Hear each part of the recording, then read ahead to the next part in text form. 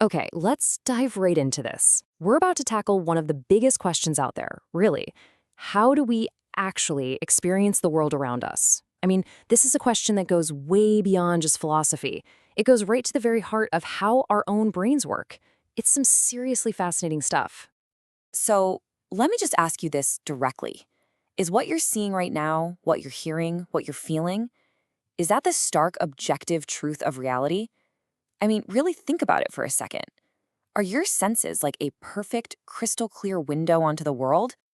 Well, the answer, according to the neuroscientist Lisa Feldman Barrett, is pretty simple. Not exactly. Turns out, the reality you experience isn't just something you passively observe, it's a co-creation. Think of it like a partnership, a dance between the signals coming from the world and all the incredible, amazing sense-making that's happening inside your brain. So, how does this co-creation actually work? Well, it all starts with this fundamental problem your brain has to solve. Its big dilemma. And there's a really great metaphor to help us understand it. The brain in a box. No, really, think about this for a second. Your brain has absolutely no direct access to the outside world. It can't see. It can't hear. It is literally trapped inside the dark, silent box of your skull. The only thing it gets are these constant streams of electrical and chemical signals from your senses. And here's the kicker. Those signals aren't reality itself. They're just clues. And this situation leads to what scientists call the reverse inference problem.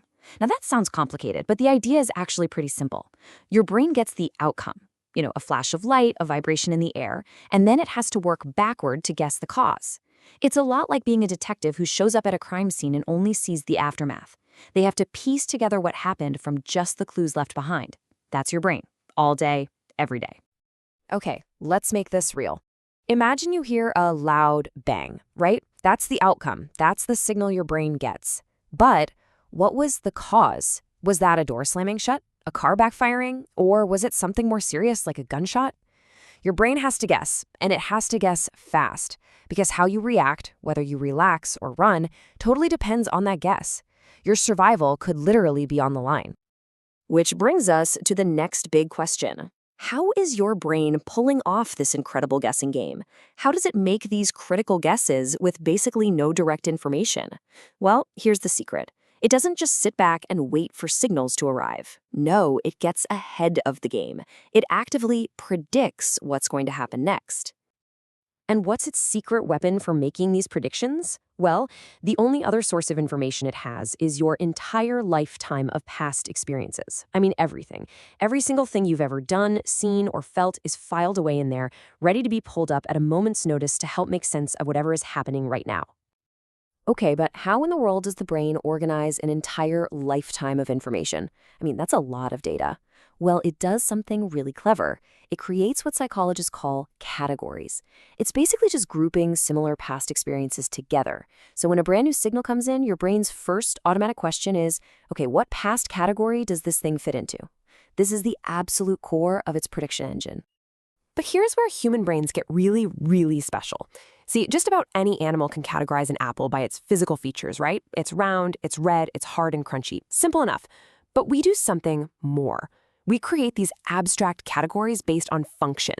We can look at a pile of apples and think, okay, these Granny Smiths are great for baking a pie, but these Red Delicious ones, not so good for baking, but they'd make great sauce. That functional category, good for baking, that exists only in our minds. It's a total invention. And this unique ability, this thing we do where we categorize stuff by its function, by a purpose that we assign to it, well, it's nothing short of a human superpower. It's what allows us to literally invent an entirely new layer of reality on top of the physical world. And this has a name. It's called social reality. It's what happens when a whole bunch of us, as a group, agree to give an object a function that it just doesn't have by its physical nature. It's a world built entirely on shared agreement. A world that exists only because we all collectively believe it does. Let's look at a perfect example.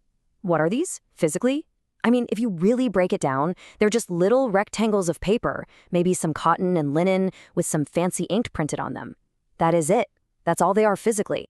But because we all agree to impose the function of value on them, they become money. Their power isn't in the paper or the ink, it's in our collective belief. That is social reality in action, right there. Or hey, here's another one.